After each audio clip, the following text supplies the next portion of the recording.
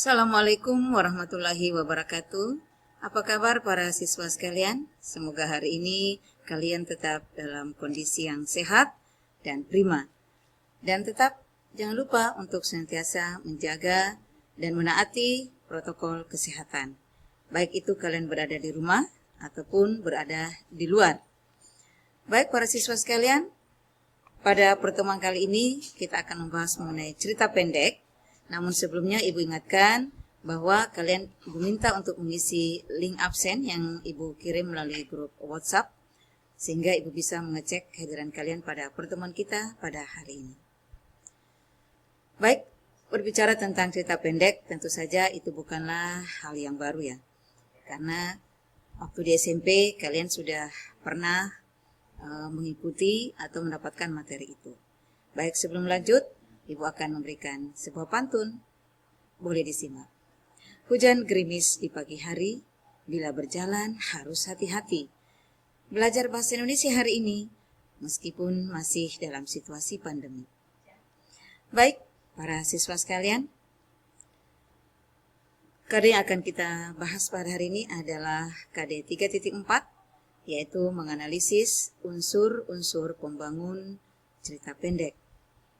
Adapun tujuan pembelajaran yang akan kita capai pada hari ini adalah bahwa setelah kalian mempelajari cerita pendek, maka kalian akan mampu untuk menentukan unsur-unsur pembangun cerita pendek.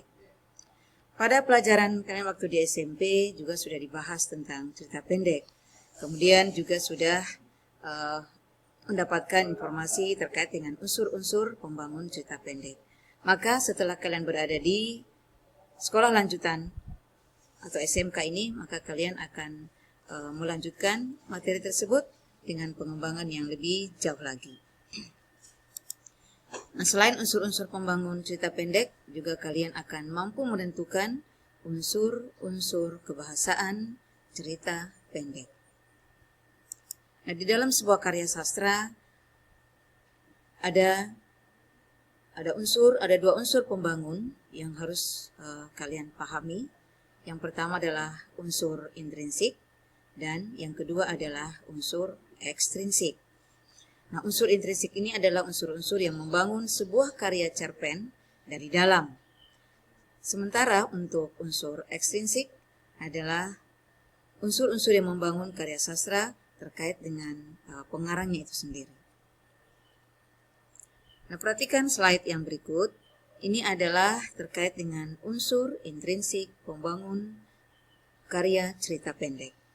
Kita melihat di situ ada dimulai dengan tema, kemudian amanat, latar, tokoh dan penokohan, gaya bahasa, dan alur atau plot. Sementara untuk unsur ekstrinsik, Siti ada meliputi 3 bagian. Yang pertama adalah terkait dengan biografi pengarang. Yang kedua adalah nilai-nilai yang akan dicapai pada saat membaca sebuah cerpen. Dan yang ketiga adalah situasi dan kondisi dari si penulis cerpen itu sendiri. Baik para siswa sekalian, kalian bisa menyimak dan membaca terkait dengan unsur-unsur intrinsik. Kita mulai dari tema. Tema adalah gagasan yang menjalin struktur isi cerita. Tema suatu cerita menyangkut segala persoalan, baik itu berupa masalah kemanusiaan, kekuasaan, kasih sayang, kecemburuan, dan sebagainya. Yang kedua adalah amanat. Amanat ini merupakan ajaran atau pesan yang ingin disampaikan seorang pengarang. Amanat itu bisa muncul dalam cerita secara tersirat, bisa juga secara tersurat. Berikut adalah mengenai latar. Adapun latar dalam sebuah cerpen ataupun dalam karya sastra yang lain itu sebenarnya terdiri atas 4. Yang meliputi adalah latar tempat, latar waktu, latar situasi atau budaya, kemudian latar alat. Nah, kalau kalian merasa asing tentang latar alat, nah ini yang harus kalian pahami, kalau di dalam sebuah cerita tidak tertutup kemungkinan ada benda atau alat-alat yang membangun sebuah cerita, yang menambah manisnya atau kesannya sebuah isi cerita.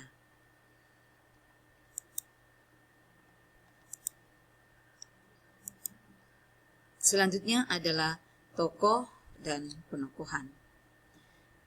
Penokohan ini adalah merupakan cara pengarang menggambarkan dan mengembangkan karakter tokoh-tokoh dalam cerita. Ada 6 poin bagaimana seorang pengarang mampu mengembangkan karakter para tokoh. Yang pertama adalah teknik analitik langsung, di mana pengarang langsung menyampaikan bagaimana tokoh karakter dari tokoh yang dibangun. Yang kedua adalah penggambaran fisik dan perilaku tokoh. Yang ketiga adalah penggambaran lingkungan kehidupan tokoh. Yang keempat, penggambaran tata kebahasaan tokoh. Kemudian yang kelima adalah pengungkapan jalan pikiran tokoh. Dan yang keenam adalah penggambaran oleh tokoh lain. Misalnya dalam penggambaran tokoh secara langsung, kita lihat contoh, Alam termasuk siswa yang paling rajin di antara teman-temannya. Ia pun tidak merasa sombong, walaupun berkali-kali dia mendapat juara bela diri. Yang dimana yang dimaksud dengan pengembangan secara langsung, kita melihat di sini bagaimana tokoh Alam itu langsung disampaikan oleh pengarang. Tokoh Alam dia adalah siswa yang rajin, dia juga adalah siswa yang tidak sombong. Nah, ini langsung pengarang mengungkapkan bagaimana tokoh Alam tersebut. Kemudian untuk penggambaran fisik dan perilaku tokoh, mari kita lihat contohnya seperti dalam situasi orang yang sedang berkampanye, menunjuk-nunjuk tangannya ataupun melambai-lambai, itu bisa dilihat secara langsung dengan fisiknya. Kemudian yang ketiga adalah terkait dengan penggambaran lingkungan kehidupan tokoh. Misalnya nih, seorang tokoh itu berada di desa. Dalam contoh di sini Ibu sampaikan bahwa tokoh itu berada di desa Karangsaga, tidak ke bagian aliran listrik. Nah, berarti tokoh ini lingkungannya berada di sebuah desa yang bernama Desa Karangsaga. Kemudian penggambaran tata kebahasaan. Bahasa yang digunakan, ya misalnya bukan maksudnya untuk menyebarkan provokasi, bukan orang yang sedang bergosip dan sebagainya. Nah, selanjutnya adalah kita masuk pada penggambaran setelah tokoh dan penokohan, kita masuk pada penggambaran tata kebahasaan sudah, kemudian pengungkapan jalan pikiran tokoh. Kita lihat slide berikutnya. Ini adalah gaya bahasa. Dalam cerita, penggunaan bahasa itu sangat berfungsi untuk menciptakan suatu nada atau suasana persuasif, serta merumuskan dialog yang mampu memperlihatkan hubungan dan interaksi antara sesama tokoh. Kemudian yang berikut adalah alur. Alur ini merupakan pola pengembangan cerita yang terbentuk oleh hubungan sebab akibat, ataupun bersifat kronologis. Kemudian mari kita menyimak tentang struktur cerpen. Nah, struktur cerpen ini merupakan rangkaian cerita yang membentuk cerpen itu sendiri. Dengan demikian, struktur cerpen itu tidak lain adalah berupa unsur, yakni alur, berupa jalinan cerita yang terbentuk oleh hubungan sebab akibat ataupun secara kronologis. Maka secara umum, jalan cerita terbagi ke dalam bagian-bagian berikut. Nah, perhatikan poin 1, 2, 3, 4, 5. Ini adalah unsur-unsur cerita pendek. Kita lihat mulai dari pengenalan situasi cerita atau exposition, orientasi. Dalam bagian ini, pengarang memperkenalkan para tokoh, menata adegan dan hubungan antar tokoh. Yang kedua adalah pengungkapan peristiwa atau complication. Nah, dalam bagian ini disajikan peristiwa awal menimbulkan berbagai masalah, pertentangan ataupun kesukaran-kesukaran bagi para tokohnya. Yang ketiga yaitu menuju pada adanya konflik atau rising action. Terjadi peningkatan perhatian baik itu kegembiraan, kehebohan, ataupun keterlibatan berbagai situasi yang menyebabkan bertambahnya kesukaran tokoh. Yang keempat adalah puncak konflik atau turning point. Pada bagian ini disebut pula sebagai klimaks. Inilah bagian cerita yang paling besar dan mendebarkan. Pada bagian ini pula ditentukan perubahan nasib beberapa tokoh. Misalnya, apakah dia kemudian berhasil menyelesaikan masalah atau gagal? Yang kelima adalah tahap penyelesaian atau ending.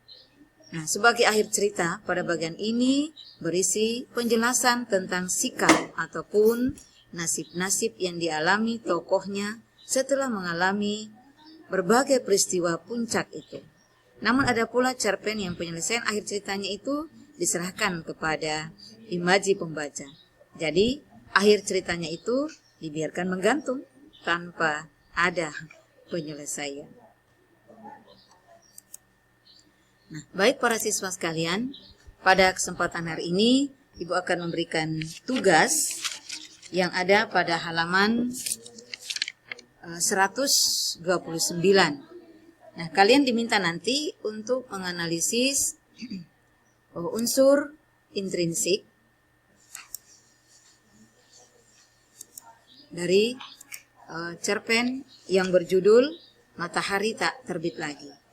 Jadi kalian mohon dalam buku paket itu kalian membaca dengan cermat Matahari Tak Terbit Lagi, karya dari Fahrumnas M.A. Jabar. Pada cerpen ini kalian diminta untuk menganalisis bagian tema, bagian amanat, bagian latar, bagian tokoh dan penokohan, gaya bahasa, dan alurnya. Kemudian untuk bagian struktur, kalian diminta untuk menganalisis di mana mulai letak daripada pengenalan cerita. Pada cerpen tersebut, kalian tentu saja harus mencermati dengan baik bahwa sebuah awal cerita tentu dimulai dari awal paragraf. Nah, kemudian kalian harus menganalisis di mana mulai terjadi pengungkapan peristiwa. Berikutnya, di mana cerita itu menuju pada konflik, kemudian di mana klimaksnya atau puncaknya, dan di mana tahap penyelesaiannya. Ibu minta kalian untuk mengerjakan tugas ini. Adapun mengenai teknis pembuatannya, penyelesaian dari tugas ini akan Ibu kirimkan formatnya melalui grup WhatsApp, dan kalian mengirimkan tugas ini, jawaban ini di pada grup Telegram, dan Ibu tunggu jawabannya sebentar sampai pukul 16. Jangan lupa untuk mencantumkan nama dan kelas masing-masing. Baik para siswa sekalian, dari materi yang sudah dipaparkan tadi, kita sudah membahas terkait dengan KD 3.4, menganalisis unsur-unsur intrinsik cerpen, mulai dari tema, amanat, latar, kemudian gaya bahasa, dan alur. Kemudian ditambah lagi tadi dengan struktur cerpen. Semoga kalian bisa memahami dengan mudah dan tetap semangat meski masih dalam situasi belajar dari rumah. Ibu senantiasa mengingatkan agar tetap jujur dalam bekerja, ikhlas dalam bekerja, dan tetap menjaga protokol kesehatan. Demikian materi perjumpaan kita pada hari ini. Mudah-mudahan ini bermanfaat bagi kalian semua, khususnya bagaimana menganalisis unsur-unsur cerita pendek. Karena Ibu tahu bahwa kalian tentu saja selain membaca buku-buku materi pelajaran, alangkah bagusnya juga kalau ya sering-seringlah membaca buku-buku buku-buku fiksi, karena ini akan bisa membantu pengembangan kosakata kita. Demikian perjumpaan kita pada pagi hari ini. Semoga kalian tetap dalam kondisi yang baik, tetap ikhlas dalam bekerja, dan silakan tugas yang sudah Ibu sampaikan tadi silakan dikirim pada grup Telegram. Ibu tunggu sampai pukul 16. Dan jangan lupa untuk mengisi absensi daftar hadir yang linknya sudah Ibu bagikan pada grup WhatsApp. Selamat bekerja dan tetap semangat. Assalamualaikum warahmatullahi wabarakatuh.